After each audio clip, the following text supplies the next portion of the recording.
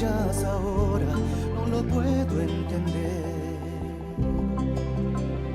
Y resulta que lo nuestro, si de pronto queda en nada de ser todo lo que había en tu alma, hacer un desierto, un sueño sin alas que muere en silencio al decir adiós. Si yo fui como dices, el amor de tu vida, el que no se... Hola, ¿cómo están todos ustedes? Hoy un poquito demorados, con una elegancia en particular por el invitado que vamos a recibir hoy. Una máxima figura, Javier. No. Bueno, queridos amigos, bienvenidos otro lunes más en este programa que dimos en llamar Sin Nombre, que es un programa que intenta traer la voz, los problemas, las soluciones, las experiencias y el camino recorrido por los emprendedores que nos visitan cada semana y que de diferentes áreas y diferentes sectores vienen a este programa para compartir todo su aprendizaje, para que otros no cometamos los mismos errores o que aprendamos de ese camino. Como siempre, hoy ha vuelto al programa, una alegría enorme volver a recibirla. Estuvo con algunos temas familiares que la semana pasada le hizo perder el champán, o el espumante, mejor dicho, que pudimos disfrutar.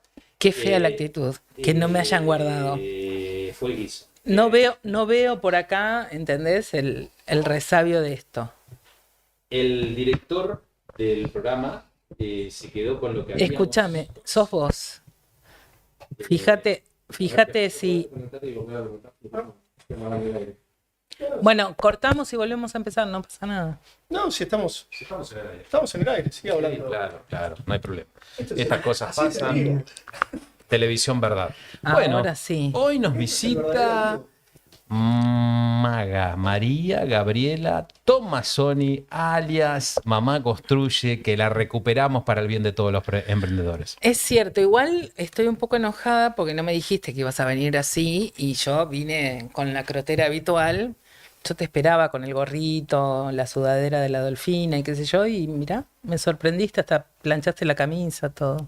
Mi señora tenía fantasías con ejecutivos y hoy decidí cumplirlas. Muy bien, me gusta. Igual te queda el look abogado, ¿eh? Falta poco. Del otro rincón, en el rincón azul, el campeón de las mermeladas, el campeón de la producción agropecuaria, el rey, el sexy boy de los autos en la vía pública. El beboteador oficial de Twitter. El beboteador. Sí, hay otros que le compiten. Señores, con nosotros el inigualable, el mágico, el enorme, que todavía no sabemos si es de Salta, es de Capital o de San Miguel del Monte, Huberto Burlón de Rubré, alias El Guiso de Bagre en Twitter. Bienvenido a este programa. Muy buen lunes. ¿Se escucha? No, me parece que todos medio... Ahí está, estamos todos medio rengos hoy de micrófonos. Che, qué lindo fin de semana largo. Espero que hayan descansado. Yo lo aproveché. Me parece que... Y quedé con un tema en la cabeza. Vamos a tener que hablar del descanso de los emprendedores con algún especialista también. Mirá que ¿Qué temita? ¿Viste? Los emprendedores siempre dijeron, che, me voy a dedicar a emprender porque así voy a tener más tiempo libre y qué sé yo. Claro. Y la realidad es que terminamos trabajando mucho más que si trabajáramos de 9 a 18. Claro, y a veces hay que saber desconectarse. Hoy estos 4 días estuve pensando en eso, en que lo difícil que es para uno a veces desconectarse. Me parece que acá tenemos una cita del libro, de nuestro... Creo que forma parte del aprendizaje del manejo del tiempo y de también, saber que si no lo hacemos hoy, se puede hacer mañana. Como se nota que ya no tienen hambre, guachos. Se están pensando en los feriados. Cuando eran pobres, cuando empezaban, trabajaban Navidad, Año Nuevo, Semana Santa, el Día del Padre, el Día de la Madre, el Día de los Muertos. Ahora quieren feriados para descansar. No, yo estoy lista para ser mantenida. Quiero llamar la atención, señor director, si me puede hacer un primer plano sobre mi izquierda, nuestro co-conductor. Fíjense, no solo se afeitó, sino el flequillete que pegó, loco, sí. Es la humedad. Con canje en alguna empresa de recomposición capilar o algo por el estilo. No sé. Se pone colorado el gil. No sé. Yo creo que me paró pegó mi canje de peluquero el planchita. otro día por la calle que estaba scrolleando en YouTube y me dice, ahora sos streamer. Claro, Y tuve que arreglarme un poco, peinarme para venir, pues bueno, escuchame una a cosa. no hacerlo quedar mal a Maxi. Nombremos a ese señor. Maxi y Andrea. Andrea es mi peluquera y me da vergüenza. Vine la otra vez, parecía el náufrago, hablamos de esto y me dio vergüenza. Y ellos hacen un excelente trabajo, yo los desmerito un montón. Yo te digo una cosa que entre Náufrago y Forrest Gump con la gorrita y el pelo largo mientras que corría, estabas por ahí, ¿eh? Siempre ando virando en esos looks. Me siento Rubén Izaguirre y ¿cómo se llama el que no está más en Los Nocheros, que compartía micrófono antes? Rojas. Jorge Rojas. Vendría a ser Jorge Rojas para los que les gusta. Andamos así a dueto. Qué grande, qué bárbaro. Mirá, qué joven que está el guiso al lado mío, ¿eh? La verdad, mirá lo que se hace. Mirá, qué hijo de puta. Y no nos llevamos tantos años. No, en serio, igual la vida ha Escuchá, sido pará, cruel, ¿eh? quédate ahí. Quédate ahí. Mirá. Así después hacemos una captura de pantalla de Qué lindo. La fotito. Qué linda imagen, ¿eh? Y nuestro director sigue trabajando en tratar de darnos el audio. Sí, hay un micrófono que Hola. estaría. Qué grande, ¿eh? Ahora estamos sin audio también. Bueno, estas Cosas que no- pasan. Hola. No, sí. Para que lo enchufe. Yo sigo acá full. Hola. Mamá construye y yo también me escucho. Yo estoy Vamos. bien, ¿eh? Yo no. No, ah, Pero tú estoy. Ahí ¿Me escuchás? Sí. Ahí estás. Ahí estoy. Ahí estás. ahí ahí está, volví. qué grande. Ya estamos Volvimos. todos. Vamos. Che, paren, ¿y el Vuelve en invitado? ti. Y el invitado, sí, tenemos que ¿Tiene presentarlo, micrófono? ¿no? No, pará. Hable, que diga hola, por lo menos, no lo enfoques. Hola. Está bien el escuchan, ¿no? invitado. Gracias. Bueno, voy a leer sobre el invitado. Lo menciono acá en mi libro que muchos de ustedes todavía no compraron, Fuerza Emprendedora, El sueño de la vida propia. Y este subtítulo lo debatimos mucho acá con el invitado, porque emprender es, jugamos con el eslogan, eso que tiene que ver con el sueño de la casa propia, ¿no? Que es el eslogan instalado en todos los argentinos, que cuando llegan a la libertad económica es tener su propia casa, su propia vivienda, el sueño de ahorrar y tener tu propia casa. En muchos casos, el sueño de la vida propia tiene que ver con la libertad, tiene que ver con la posibilidad de construir tu sueño empresario, tiene que ver con la posibilidad de llegar hasta donde tu capacidad y tus talentos te lleven y te lo permitan. Y eso es emprender. Escribí sobre él en este libro. Ha realizado contribuciones fundamentales al sector editorial en Argentina, destacándose por integrar nuevas tecnologías en la edición y publicación de libros. Como director de la editorial, no la voy a nombrar todavía, ha liderado la publicación de más de 7.000 títulos en 31 países, facilitando a autores independientes y desconocidos la difusión de sus obras e ideas, tanto en formato físico como digital. Es un exponente destacado en conferencias y seminarios organizados por instituciones de renombre como la Cámara Argentina del Libro, Orador TED, el Congreso de la Nación Argentina, la Organización de Estados Iberoamericanos y la Feria Internacional del Libro, entre otros. En estos espacios ha compartido su experiencia y conocimientos, impulsando la digitalización y la modernización del sector editorial. Su enfoque en la impresión bajo demanda y la distribución digital ha democratizado el acceso a la publicación, permitiendo que escritores emergentes, como es mi caso, alcancen audiencias más amplias. Además, ha promovido el uso de herramientas digitales para optimizar procesos editoriales, desde la producción hasta la comercialización de libros.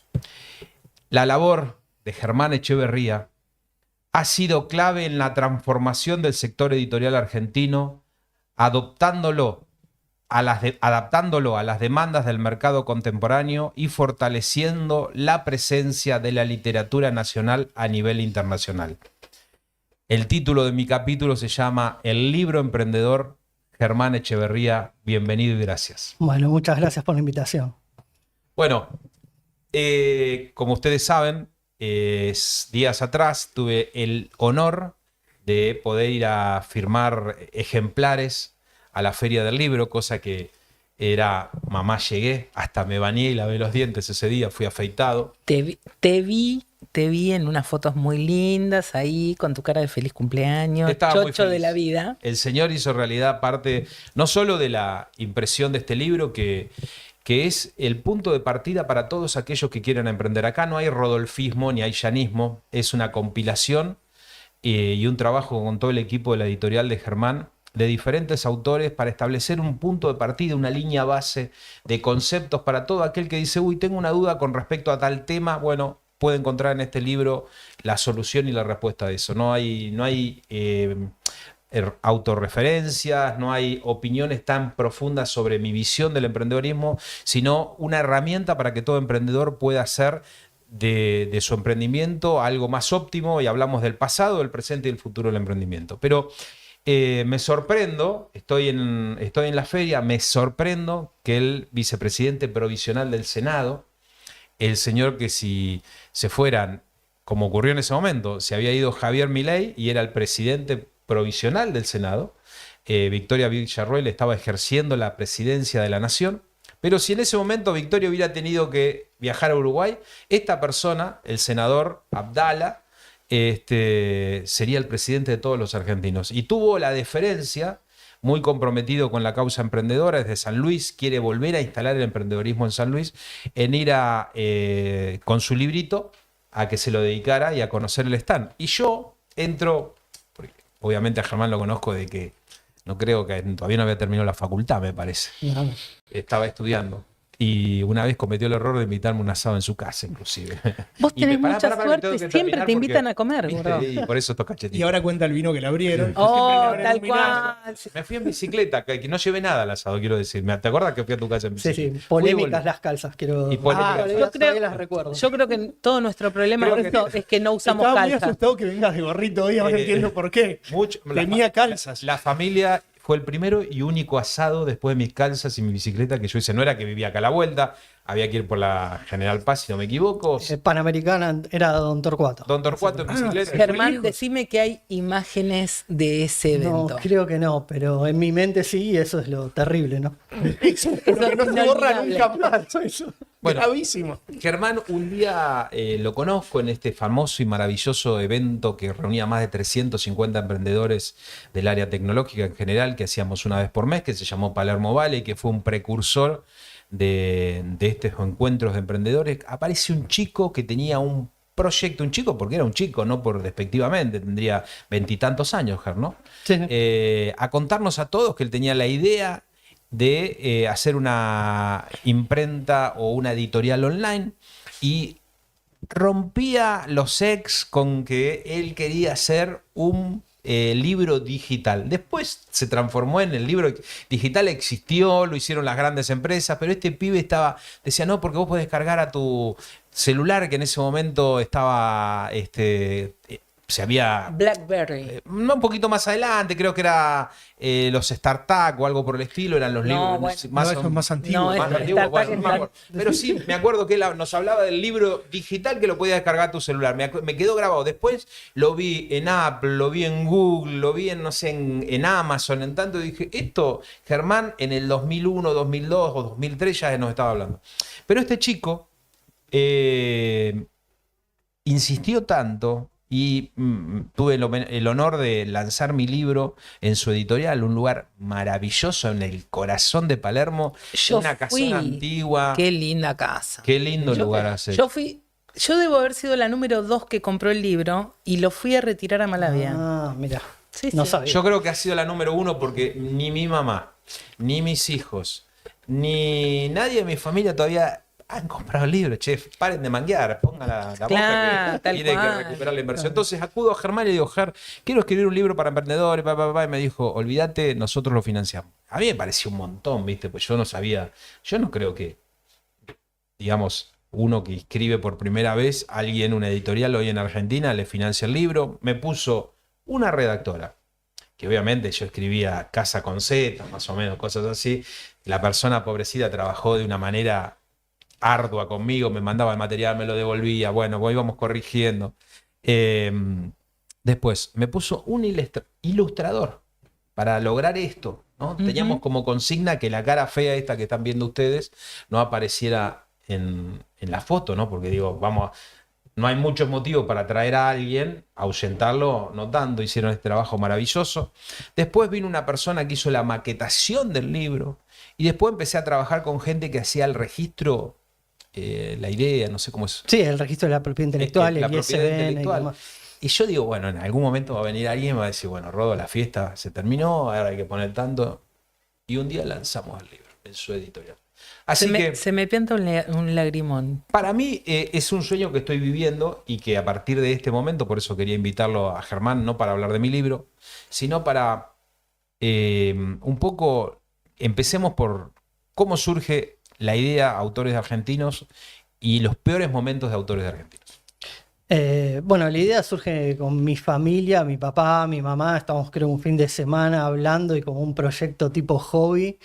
Pensamos en hacer una librería que venda libros a través de internet. Estoy hablando del 2002 más o menos. Amazon había arrancado unos años antes. Así que la primera idea fue vender libros físicos a través de internet. Todavía era muy poco común las compras online, era muy poco común encima en el sector del libro, que es la parte más cultural. Así que estuvimos 2-3 años funcionando de esa manera con resultados horribles. No vendíamos nada, no ganábamos plata. Y como ninguno le dedicaba tiempo a eso, la verdad que quedó como un proyecto así medio caduco, sin demasiada impronta, ¿no? Después yo estaba estudiando filosofía y me empezó a gustar cada vez más el mundo de los libros. Estaba la carrera de edición en la misma facultad y me empecé a meter más y empezamos a vincularnos también, o sobre todo por mi parte, con gente que estaba en el ámbito de internet, para leer Vale y otros proyectos similares. Así que traté de unir la parte de tecnología, que era el mundo de internet, con la parte editorial, que era un mundo muy conservador. Y a partir de eso empecé a modificar la web. Me acuerdo de un primer WordPress, no recuerdo bien qué sistema era de esa época, y ofrecer servicios editoriales, que es luego el proyecto en lo que se transformó, donde realmente publicamos libros como editorial, y a partir de ahí sí cambió un montón, porque había realmente una demanda que al comienzo con la librería online no funcionaba. Todo muy autodidacta, no teníamos ni empleados ni oficina. Ya luego mi papá, mi mamá y mi hermano siguieron su camino y me quedé como trabajando solo durante unos años como freelance. Y después, bueno, ahí sí contraté una persona, abrí oficina y fui armando equipo más profesional. Pero bueno, creo que esa primera etapa donde no tenía muy claro cuál era el modelo, no había ingresos, tampoco tenía muchos conocimientos, e ir tanteando lo que podía funcionar, fue una etapa bastante dura y difícil. Voy a cometer una infidencia de algo personal, pero yo sé que Qué raro. el fallecimiento de tu papá fue un punto dolorosísimo para lo personal, pero que marcó el quiebre de autores argentinos para que se transformara, creo, en que vos tuviste que asumir toda la responsabilidad y se transformara en lo que se transformó hoy. ¿Cómo fue agarrar todo eso y ponerte la bolsa esa enorme de lo familiar y lo personal?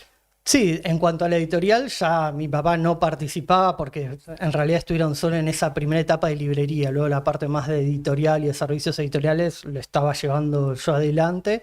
Pero bueno, sí, a nivel personal fue un golpe súper duro, más otras cuestiones relacionadas con otros ámbitos que sí tuve que hacerme cargo de algunas cosas. Pero bueno, es parte de la vida y todo ese proceso era crecer mucho, tener responsabilidades por fuera de la empresa donde ya teníamos gente y demás. Pero bueno, creo que mirado en perspectiva también son esos golpes fuertes los que uno termina saliendo adelante y fortaleciéndose.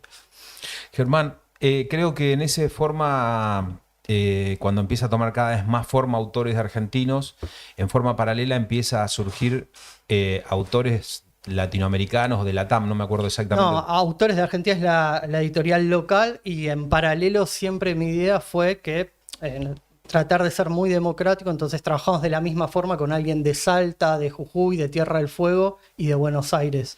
Y cuando uno empieza a trabajar con alguien de Salta y de Tierra del Fuego se da cuenta que es lo mismo del otro lado de la frontera, trabajar con alguien de Colombia, de Perú y de cualquier otro país. Así que ahí la idea fue salir con el sello Autores del Mundo, el nombre es muy poco original, pero empezamos a trabajar con escritores de distintas partes y distintos países y la verdad el resultado era bueno, quedaban contentos y nosotros también. Así que nos dimos cuenta que con las herramientas que hay hoy en día, todos los procesos digitales y demás, podíamos imprimir en cualquier parte del mundo con distintos acuerdos. Y, o sea, Germán, vos sí. te escribía un autor boliviano, digamos, y vos Sí. conseguías quien te hiciera, le hacías toda la edición, lo que hiciste del trabajo con Rod, y conseguías también quién fuera el proveedor y distribuidor del libro, Exacto. físico, digamos. Sí, la idea siempre era que tengamos toda la casa matriz en Argentina para poder hacer toda la parte de preproducción, diseño, corrección, maquetado, trámites legales, y después tener acuerdos con distintas imprentas en muchos países que permitiese que uno, si hoy queremos imprimir el libro de Rodo 10 ejemplares en Perú, lo podemos hacer, 20... ¿Y te costó mucho desarrollar esa red de proveedores en todo el mundo? Pues, No, fue de a poco. Uno a veces se monta en sistemas que ya tienen cierto recorrido, entonces es un poco más fácil. En otros lados sí hubo que hacer acuerdos o viajar a ferias y conocer distintos proveedores y también ir probando porque algunos funcionaron bien, otros no tanto. Pero bueno, se hizo de a poco, ¿no? Con muchos años, seguir de a poquito. Lo mismo para que nos conozcan autores de otros países. No era inmediato, sino que de a poco tuvimos que darnos a conocer. A todos aquellos que están yendo a la Feria del Libro, Pabellón Azul, van a entrar y van a... a mí me llena, como cuando hablaba el otro día de Pepe, me pasa lo mismo con Germán, me llena de felicidad entrar y sobre la derecha ver un hermosísimo stand y que sea el de mi amigo, que está en un lugar central, muy bien hecho, muy bien decorado, que tiene un lugar lindo para que los autores vayan y firmen sus ejemplares. Traté de mis nervios. A mí me pareció que una sola hora que me dieras es poco, pero no importa. Te voy a contar algo. ¿Sabes cuántos autores firman en esta feria? Y supongo que pocos. ¿Cuántos decís? Y 20, 30. Más de 400. Bueno. Entonces, Hay que repartir el tiempo. claro, entendemos a los autores, pero ya la feria es larga y bueno, tenemos que obviamente... Yo creo darles un que para mí había que hacer una segunda tanda del Rodo, pero bueno, ya más canchero, con más convocatoria. Un miedo tenía, menos mal que fui con mi hija que me acompañaba, me decía, dale pa, no pasa nada, dale pa. Bueno, sos tan valiente, me decía, no digo no. No. Bueno, te decía, con la satisfacción que entré y verte ahí, ver tu empresa, ver todo lo que has construido, ver los libros de otra autora que habían hecho un trabajo de unos animalitos, como una fábula, un libro chiquitito, muy bien ilustrado, como publicista, viste esas cosas que vos sabés lo que cuesta hacer esos laburos. Tenía animalitos que eran una hoja, muy color. Ver a la señora que tenía una satisfacción enorme de su libro, como lo tenía yo, pero verlo en otro, viste, es el espejo. Sí. Me gustaría que en función de decir, bueno, qué sé yo, a partir de ahora es más crecimiento, más desarrollo, más autores, que nos enumeres 2 o 3 momentos dolorosísimos de la empresa o de momentos de inflexión, momentos donde uno dice, bueno, ya está, cerremos. Si tenés en recuerdo alguno que le podamos decir a nuestros... No, el primero creo que fue contratar la primera oficina del primer empleado. Me parece que es el cagazo que tenemos todos. Al comienzo dudaba muchísimo preguntando esos mitos de que uno va a recibir muchísimos juicios laborales, que uno puede meterse en más problemas y demás. Me parece que eso era el principal temor, ¿no? Y después, cuando ya la empresa va creciendo, también el sentir que uno no tiene las herramientas para poder manejar ese crecimiento, ¿no? El típico síndrome del impostor, que uno no se siente como parte de estar a la altura. Esos dos me parece son los fundamentales. Al comienzo por mucho desconocimiento y por dar ese primer paso con todos los mitos que hay, y después cuando uno ya cree que el proyecto lo supera y que quizás hay personas más preparadas. Esos dos serían como los dos. ¿Y cómo resolviste el impostor? No, creo que todavía no lo tengo resuelto. Yo sigo creyendo que hay mejores personas que pueden llevar adelante. De hecho, parte de mi idea es tratar de dejar mi rol dentro de poco para que nuevas generaciones tomen la iniciativa. A mí no me gusta mucho esa idea de la empresa, una persona que la creó y está 40 años en su rol de director, por llamarlo de alguna forma, simplemente porque fue el que la creó. Y sí creo que uno tiene una etapa donde funciona muy bien, que quizás la mía fue al comienzo y hasta ahora, pero después cuando ya uno quiere dar un siguiente paso, seguramente hay gente más preparada. Entonces trato de luchar y también de manejar el ego, que me parece a veces nos puede jugar una mala pasada de creer que en algún momento si a uno le va un poquito bien, después ya cree que puede hacer cualquier cosa y en cualquier instancia, ¿no? Y hay gente que está más preparada. Así que bueno, es esa lucha constante. Tener un editorial como emprendimiento me parece lo más loco del planeta. Trabajé mucho tiempo en el mercado editorial, por eso Bien. Digo, ¿Conoces? claro, nadie en su sano juicio. Es una experta del tema, te aclaro. ¿No? Estamos Es bien. que- Nadie en su sano juicio. Pero, ¿cómo es trabajar con emprendedores que quieren trascender más allá de hoy tanto digital, de poder tener su libro impreso? O sea, ¿cómo es ese trabajo con aquel que emprende, que escribe, que cocina, que quiere que su emprendimiento esté plasmado más allá de algo digital? Sí, para mí es una responsabilidad enorme y ahí tengo mucha empatía porque en general cuando uno le pide a los autores que enumeren las 5 cosas más importantes, en general está la familia, el trabajo, los estudios, pero publicar un libro tiene un peso fuerte. Nosotros tenemos casos donde la gente se pone a llorar al ver su libro, ¿no? Tal cual. Hay el Eh, mandato histórico ese de tener un hijo, plantar un árbol, escribir Claro, un libro. tal cual. Y además es parte espiritual, ¿no? Chicos, Uno- a los 18 yo ya tenía una novela escrita, así que a mí no me cuenten La esto. podemos Yo escribía recuperar. cuentos Puedo de llorar, chicos. puedo ¿Podemos llorar. reimprimir en autores? Claro, Mira, no la nunca la editamos, nunca se publicó. Este es el No, la momento. sigo teniendo, Sos astuta, ¿eh? la sigo Tiraste- teniendo escrita. Le tiraste No, el link ahora. piqui, la piqui, sigo, la piqui. sigo teniendo escrita en la Olivetti 41, Todo se recupera. ¿entendés? Todo se recupera. A espacio Mirá, y medio. La generosidad de Germán como- es como tan grande que me correspondía. dice, yo te edito el libro, me dijo. No, bueno, Imagínate. yo blogueo desde el 2002 más o menos, que Te hacen- era como mi espacio de, No de podemos escritor. estar Claro. ¿Entendés? Era como mi espacio de escritor. Yo en el 2002 no Y sabía la escribir. bitácora, que era el blog, era maravilloso porque te permitía poder, escribir sin necesidad de Yo no sabía tener lo que era un que mantener un estilo ni una Claro. forma. Y obviamente todos los que blogueábamos en algún momento soñábamos con convertir ese blog en libro. Bueno, las cosas fueron pasando. Las redes sociales, Reddit y un montón de plataformas ayudaron a que esos escritores tuvieran un espacio literal que trascendiera al blog, pero siempre me pareció muy loco esto de poder terminar finalmente plasmando todo eso que vos querías en papel. Claro, sí, yo creo que es una forma de expresión tan humana y que realmente toca una fibra tan íntima que para nosotros es una responsabilidad muy grande porque realmente la gente puede sentirse ofendida si su libro no queda bien o por X motivo es rechazado por un lector y demás. Entonces tenemos que tener un cuidado muy particular porque sabemos que no es solo el libro de 200 páginas, sino que detrás hay un sueño y una forma de expresarse. Y que eso luego lo van a ver sus hijos, sus nietos. Entonces, y es algo también que perdura, ¿no? Porque el blog u otras formas de contenidos quizás son más efímeros y Tal cual. después de 30 años no van a estar. Sin embargo, un libro es algo que perdura. Un stop acá. Autores nació como un blog, más o menos. Y más o menos era una ¿Cómo se llamaba tu librería. blog inicial?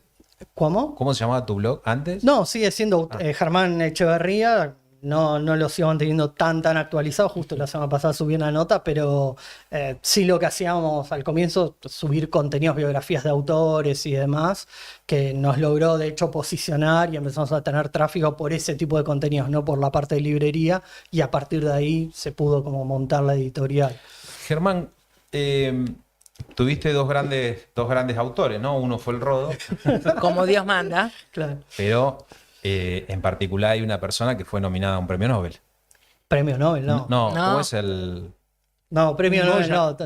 no. No, ¿Cómo? ¿Un una Goya? mujer, pará. No, una docente fue elegida como una de las docentes más importantes del mundo, que publicó un libro con nosotros. Es como una ok. especie de Nobel de la educación, no es literario, sino que es de la Y educación. todo es Nobel. Y tenía... Hasta los Oscars son Nobel. Claro, tiene varios libros publicados con nosotros y para nosotros es muy común. Nosotros publicamos más de 1000 títulos al año, que es mucho. Y dentro de esa cantidad tenemos profesores universitarios con todos los pergaminos, tenemos chicos que escriben poesía y recién arrancan, un abuelo que le quiere dejar un libro a sus nietos con sus cuentos, un docente que escribe como hobby. Entonces, en esa diversidad, la verdad, todos los años nos encontramos con casos como el de esta autora. ¿Y tenés un libro que haya sido, que vos lo recuerdes, un título, un autor, que haya sido el momento de inflexión de tu emprendimiento?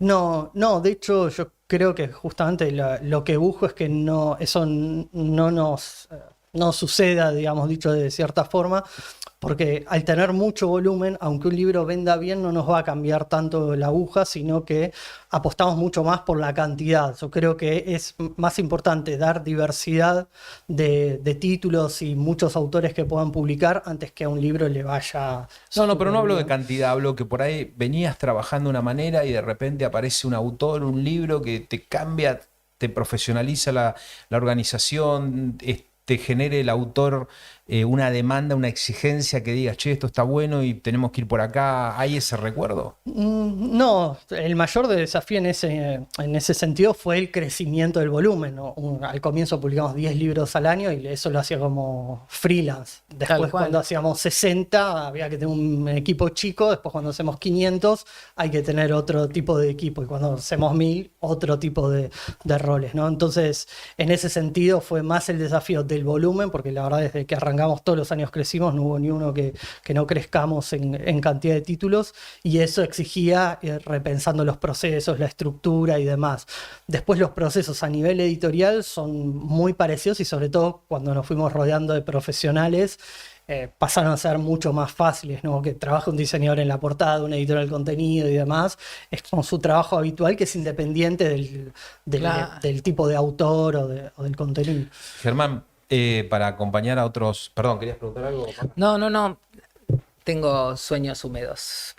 Literarios, nada más. Después me Olvídate. dicen a mí que yo me voy al pasto. No, chicos, es que La escuchan, ¿eh? La dama del equipo.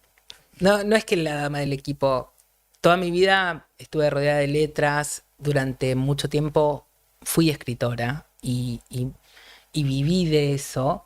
Y disfruté mucho escribir hasta que un día, nada, dejé de hacerlo.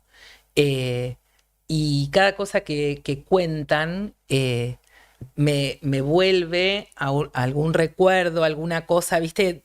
La corrección de estilo, la edición, el maquetado, todo tiene como alguna correlación. Y me llena de felicidad saber que todavía hay gente que le gusta escribir, que escribe por placer, que edita, que publica, y mucho más que haya una editorial que los acompañe en ese proceso.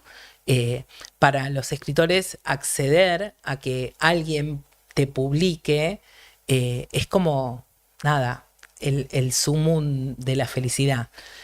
Por eso, nada, Sí, y algo importante que trato de siempre destacarlo es que en general está la idea de que el mercado editorial es chico, que no hay tanta lectura. Cuando uno ve la cantidad de títulos que se publican en todas partes del mundo, está explotando. Es un fenómeno parecido a YouTube en cuanto a la democratización de los contenidos. Es similar en el ámbito editorial. En Estados Unidos se autopublican más de 1,5 millones de autores al año. Hace poco eran 2,5 millones y demás. En Argentina todos los años marca récord la autopublicación de libros. Entonces es algo que está continuamente en crecimiento, justamente porque aparecen nichos de un influencer que tiene una comunidad, entonces arma su libro, un docente tiene una cátedra a cargo, una familia que quiere hacer la historia de su apellido y demás. Eso hoy con la tecnología, la barrera de entrada que baja muchísimo, permite un montón de proyectos que antes necesitaban mucha inversión y no se llevan adelante. Para. Pantino. Vamos al momento. O sea, vos me decís que se puede venir el título Madre y una sola y construye. no, Por supuesto, por supuesto. de ninguna manera, no. Ya no hay chance, chicos. No me van a enganchar en esa.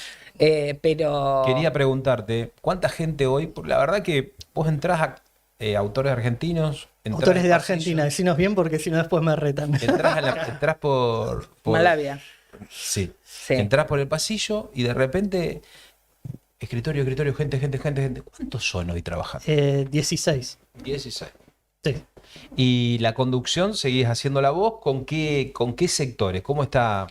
Bueno, hoy en día justo estamos como reformulando la estructura, pero estoy yo con la dirección. Hay una persona está de toda la parte operativa, lo que es producción, diseño, comercial, y otra persona en la parte más de administración y finanzas. Y luego dentro de esas dos grandes áreas hay el equipo de diseño, de edición, de corrección, y bueno, parte de logística, de librería.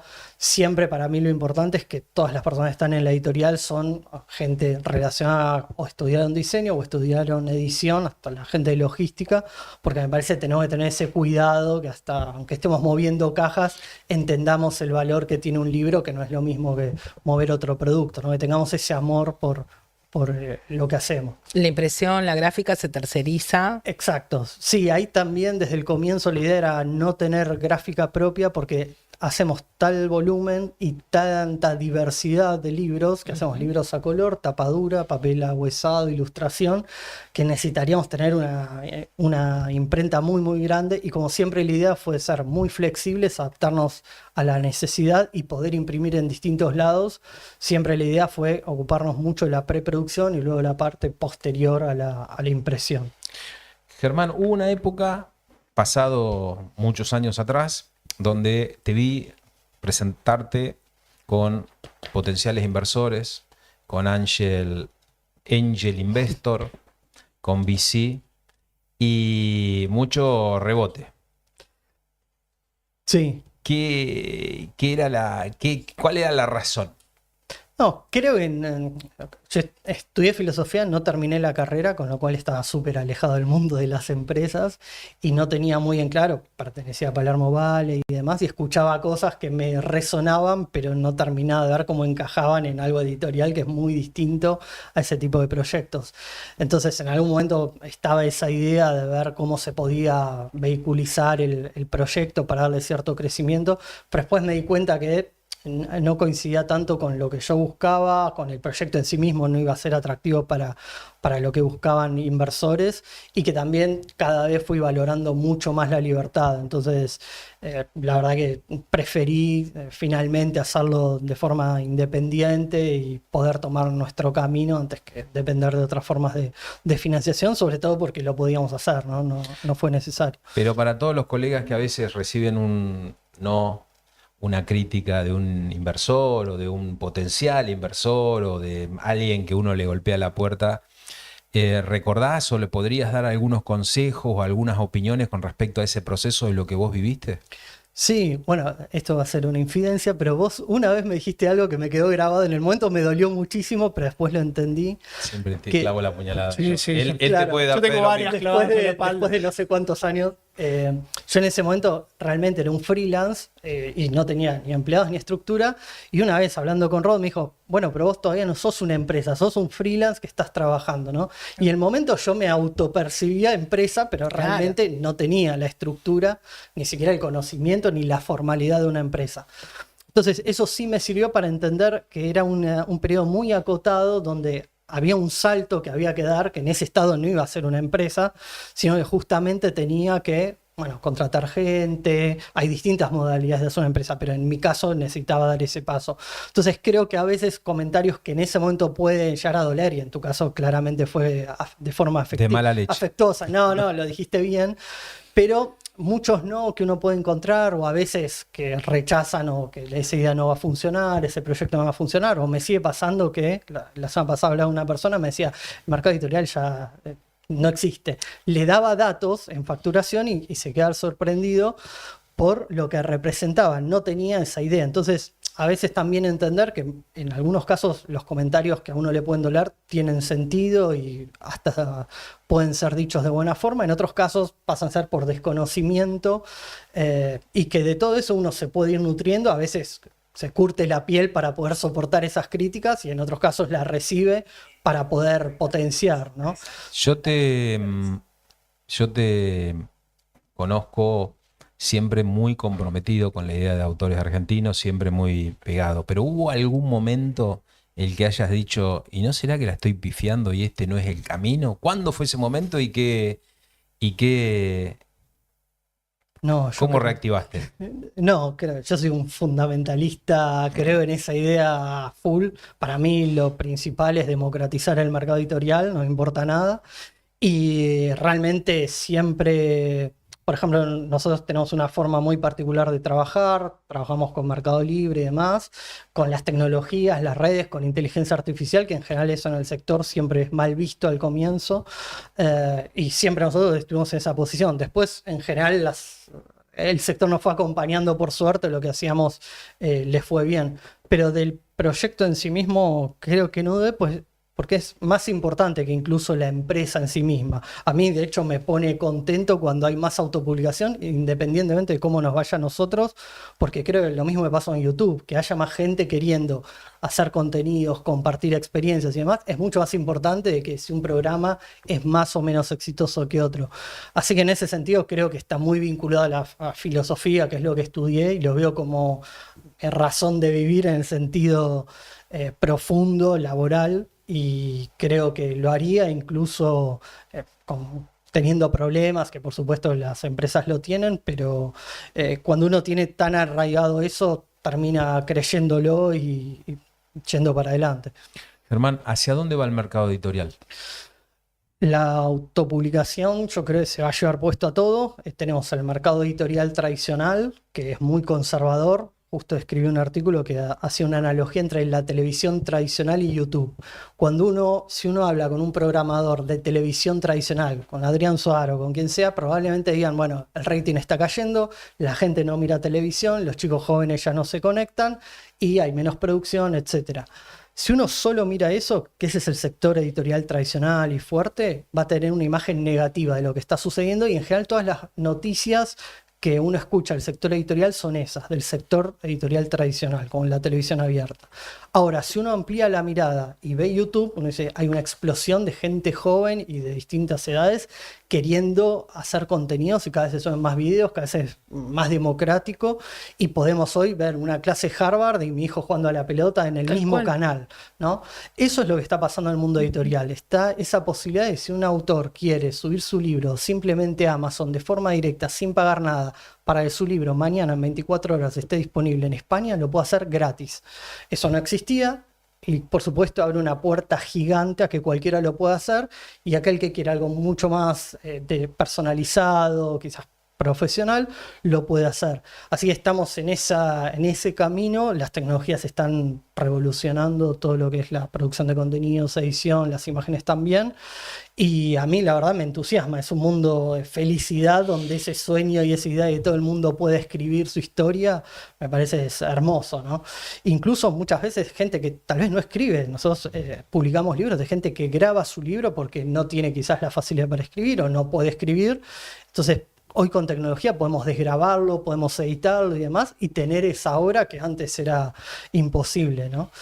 Así que para mí es todo alegría y felicidad. Hace 25 o 30 años que se viene diciendo que el papel ya no funciona más, que el libro tradicional, como Dios lo ha hecho, como lo conocemos, no tiene futuro. Sin embargo, la Feria del Libro cada vez está más grande, cada vez hay más cantidad de autores, cada vez hay más sellos editoriales, cada vez hay más gente que compra libros de papel, y hay muchísima gente que convive el Kindle o leer en su tablet o en su teléfono. Creo que ahí tenés con también un el punto, ¿no? libro Que de el Kindle papel. necesita edición. No es que vos escribís un No, Word tal y cual. tipo, hiciste un libro. Es que Necesitas un editor, alguien que te lo corrija, el alguien que lo Kindle ilustre. es una herramienta de lectura que te facilita que vos puedas tener 10 libros en un viaje en un formato de Sí, 7 cómodo, pulgadas, ¿entendés? En relación a tener que llevar en la valija. Pero la idea atrás del libro 6 es kilos de el libro. mismo que el otro, Claro. digamos. Necesitas un Sí, trabajo de sí, edición. claro. Y me parece que ahí está buenísimo lo que está diciendo Sí, y Germán, de Por democratizar eso- lo que ni siquiera ya necesitas el papel, necesitas a alguien que te ayude a hacer tu producto,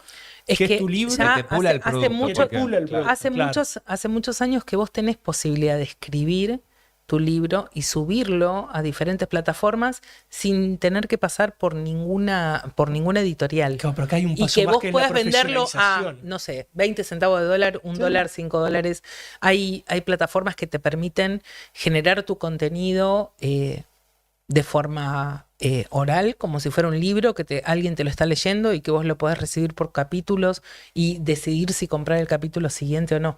Lo que me llama mucho la atención es esto de que hace muchísimos años los que trabajamos en el mundo editorial venimos escuchando que el papel se acaba y que ya no va a tener futuro, y sin embargo, hoy 2025 se siguen imprimiendo libros de papel, la gente sigue eligiendo el papel por sobre otras plataformas, a pesar de que pueden convivir una con la otra. sí, yo creo que lo importante es eso, porque en el fondo cuando terminamos de leer el libro de Rodo, nos importa si es papel nos importa lo que dice. La verdad, si Tal lo cual. escuchamos en audiolibro, lo leímos en un ebook en un viaje, lo tenemos en papel, Comprendo. para mí es indistinto. Y de hecho, a mí me pasa que Comprendo. no recuerdo qué libro leí en papel y en digital. La verdad, pasa un tiempo y ya no sé distinguir qué leí en cada uno. Entonces, la verdad, lo que hacemos los editores son contenidos, independientemente del formato. A mí, la verdad, si el papel desaparece, me gusta, tengo una biblioteca grande de papel, pero si desaparece, no lo vería como una pérdida cultural, y esto es muy polémico para el sector, pero no la veo como una pérdida cultural importante, pues sería creer que desaparece la televisión y desaparece lo multimedia. Me parecería un error tal cual. creer que el formato determina los contenidos. Y justamente hubo libros antes de que exista el libro que hoy conocemos, ¿no? En la antigüedad había unos protolibros que seguían teniendo cultura y demás, independientemente del formato que tenemos hoy. Tal cual. Entonces creo que lo importante para nosotros como editores es dar las herramientas. Nosotros trabajamos audiolibro, ebook y libro en papel, libro de impresión por demanda, y que el lector decida. Yo en algunos casos prefiero el ebook porque estoy de viaje, en otros prefiero un audiolibro porque estoy andando en bicicleta, y a la noche en mi cama quizás prefiero un libro en papel porque estoy tranquilo y quiero leerlo de una manera distendida. Y por supuesto también los géneros. No es lo mismo, Wikipedia mató la enciclopedia británica. Bueno, claramente nadie va a querer tener un peso de la enciclopedia en papel tan grande pudiendo tener Wikipedia. Y sobre todo porque dentro de un año deberías, o dos, cambiarla porque Exacto, ya y muchos ese era datos... más un negocio editorial que intelectual. Era reimprimir olvidate. para seguir sosteniéndolo, no porque fundamentalmente cambiase tanto el contenido. Pasa como en los libros de los colegios, se reimprimen no porque cambie el contenido, sino porque es un negocio para las editoriales. Germán, Entonces, ¿cómo está dividido aproximadamente dentro de tu portfolio eh, la temática de libros?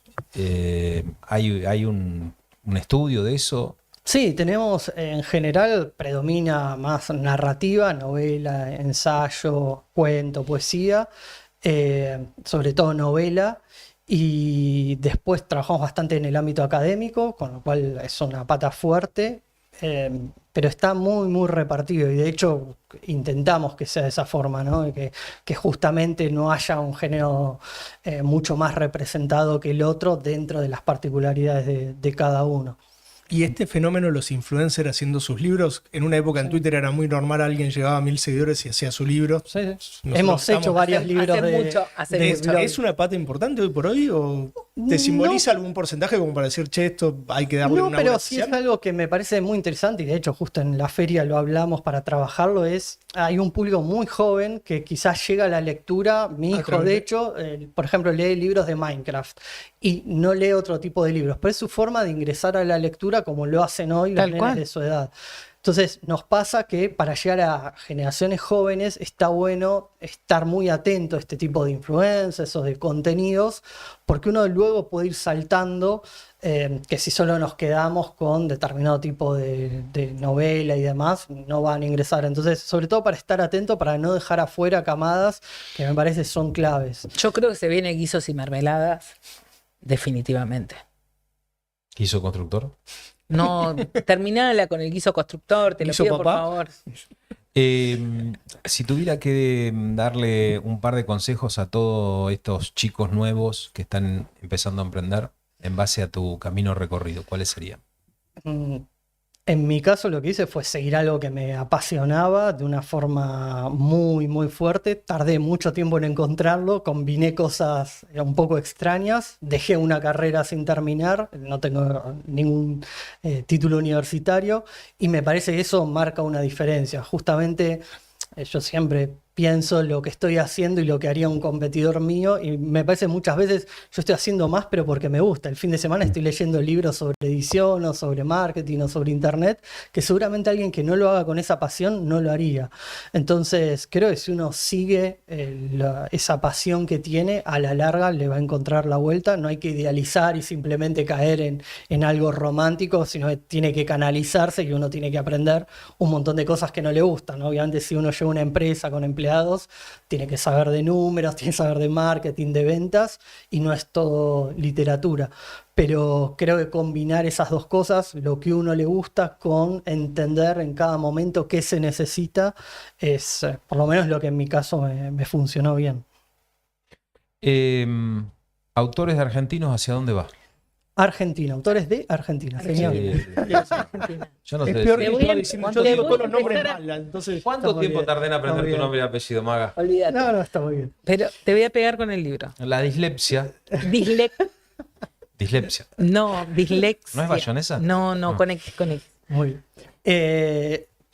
Nosotros hoy en día somos líderes en Argentina, queremos eso, seguir manteniéndolo y creo que tenemos un camino largo para crecer en Latinoamérica. Ya publicamos autores de 30 y pico de países y creo que eso lo podemos hacer con un volumen mucho más alto. Entonces sería replicar el modelo. Por ejemplo, ahora estamos trabajando en México. La idea es crecer mucho más allá y un mercado bastante interesante. Y lo mismo Colombia, Perú y demás. La idea es ir por ese lado. ¿Inversores? La verdad es que no lo necesitamos. Tampoco veo que nos agreguen valor. Yo creo que estamos súper cómodos. Algo que me gusta es tener la libertad de poder seguir nuestro camino y aunque me den, no sé, $1.000.000, no tendría muy en claro en qué ponerlo en la editorial, porque tampoco es un sector que uno puede escalar de forma increíble. Y me parece el camino que estamos haciendo es interesante. Yo tampoco creo que tendría esa capacidad para manejar esos presupuestos de un inversor y demás, o quizás no. Incluso no estoy en la edad para entrar en esa batalla, es decir, ya estoy cansado. Estás muy joven todavía. Bueno, yo me quiero retirar muy joven, así que creo que no estaría para esa batalla. Si la da otro, probablemente estaría contento, pero en mi caso no. ¿Ya hay un sucesor de autores? Bueno, estamos rearmando la estructura para justamente de a poco ir delegando ese rol y que puedan ir asumiendo más protagonismo y pueda funcionar la editorial. ¿Y el camino será familiar o profesional? No, profesional. También creo que en las empresas, sobre todo, está bueno darle lugar a gente que viene por fuera y que pueda aportar una mirada distinta, ¿no? Ya está, yo ya me postulo. ¿A qué? Voy a actualizar mi LinkedIn. Solo puedo comentar Mamá algo, edita. algo para... Mamá ha editado, mi amor, ha corregido mi vida. Solo puedo mencionar algo para el sector editorial. Mercado Libre publicó en 2024 las tendencias del año de Mercado Libre. La número 1, relativamente esperable, fue Colapinto. ¿Sí? Lo más buscado en Mercado Libre, Colapinto. Lo segundo, libros. Sí, No salió en ningún lado, ni siquiera el sector editorial. tal cual. ¿Sí? Entonces, eso para mí también es súper interesante porque muchas veces vemos empresarios y demás con proyectos muy grandes, Alperín mismo y demás, que son muy reconocidos y uno los admira, pero también en sectores que aparentemente son chicos se pueden hacer cosas muy interesantes y todavía hay muchas oportunidades que quizás no son tan visibles. Entonces, me parece que está bueno tener el ojo afilado para nichos de ese estilo. Este chico, para mí siempre va a ser un chico, Germán. Mi amor. Va a tener 120 años y va a ser el pibe. Este chico, siempre tengo un recuerdo de él como alguien que la innovación pasó por una firmeza muy determinante en sus convicciones y en su forma de ver el mundo empresarial y seguir ese camino. Obviamente, quien, no sé, debe ser como 20 años que te conozco, Ger, más o menos Más o cerca. menos, sí, fácil. Que uno ha visto el ciclo de ese emprendimiento, el ciclo de esta persona. No puede haber una confirmación mayor de que emprender en Argentina, cuando vos lo haces con pasión, con convicción y con profunda compromiso, te lleva a un buen puerto. Obviamente no es fácil emprender, no es fácil acá y no es fácil en Estados Unidos. Así que escucharlo es... la verdad que es la confirmación de que el camino recorrido valió la pena. Así que, mi querido amigo, para cerrar, sus últimas palabras. No, muchas gracias por la invitación. Me encanta este tipo de programas y sobre todo justamente que puedan destacarse historias más cercanas y que todos podamos darnos cuenta que cerca nuestro hay alguien que está luchándola igual y que podemos salir adelante, no siempre esas pálidas que solemos escuchar muchas veces en medios y demás. Hizo. No, muchísimas gracias, Germán, la verdad súper inspirador. Me encanta esto de decir vengo de la filosofía y terminé siendo un emprendedor que armó una empresa. Es el mensaje que le queremos dar a todos acá y que creo que todos los que estamos en esta mesa lo sentimos, que si seguís tu pasión, le metés cabeza, le metés horas de estudio, seguramente llegues a un buen puerto. Nada, yo estoy feliz. Estoy feliz de saber que todavía hay gente que toma el camino de el libro como un emprendimiento, ya sea en tu caso, que es un negocio, como cada una de las personas que quieren publicar sus libros, poder tener un lugar donde poder hacerlo y hacerlo acompañado. Así que de verdad agradezco mucho a este programa porque está bueno volver a esos lugares que parecen que no pueden llegar a ser nunca un emprendimiento y sin embargo lo es. Me gustó mucho algo que dijiste, es que una vez que encontraste tu pasión, tuviste que aprender un montón de cosas porque obviamente ningún emprendedor está preparado para poder cubrir todos los huecos, pero tiene que ir aprendiendo en el proceso y después saber cuándo delegarlo para poder seguir adelante. La verdad que estoy muy feliz con este programa. Bueno, en nuestro posicionamiento hemos tomado muchas cervezas debatiendo con esto, con Germán, sobre los emprendedores de alto impacto y los emprendedores que no salen tanto en los medios, pero que construyen grandes organizaciones, dan trabajo. Pagar 16 sueldos todos los meses no es poco. Pasar de la idea a construir primero un emprendimiento y después una pequeña empresa como la que tenés hoy, que seguramente seguirá creciendo, creo que es sumamente inspirador. No necesariamente tenés que llegar a ser un IPO o conseguir millones de dólares de inversores para tener éxito. El éxito es, en muchos casos, es llevar tu idea y convertirla en un gran emprendimiento que te permita crecer económicamente, profesionalmente y en tu realización personal. Germán, y por eso, entre otras cosas, lo invité, es este caso, una persona que sin tantos flashes, sin tantas notas en los medios, con una incansable vocación por lo que hace. Autores de Argentina es producto a su resistencia personal y profesional, a su dedicación y a su convicción. No conozco a alguien que haya traído una idea que parecía alocada hace 20 años atrás y hoy ver que esa idea está triunfando en 30 y tantos países, imprimiendo libros. Ver lo que ha construido su empresa es maravilloso. Al lugar, quienes hemos estado ahí nos sorprendimos diciendo, ¿este pibito hizo todo esto? La verdad que para mí es una satisfacción enorme. Así que, queridos emprendedores, emprender también se trata de triunfar. No escuchen siempre esa frase de que hay que ir por este camino para tener éxito. Hay millones de caminos. Él eligió uno. Pepe, que trajimos el otro día, Martínez Sebasco, eligió otro. No necesariamente el camino es el que nos marcan. Vayan por el camino que en sus tripas y en su corazón sientan que es el correcto. Así que los esperamos el próximo programa. Vamos a hablar de cohetes con nuestro estimado y querido emprendedor Dan Ettelberg, otro soñador que está construyendo su sueño. Así que chau, chau, chau.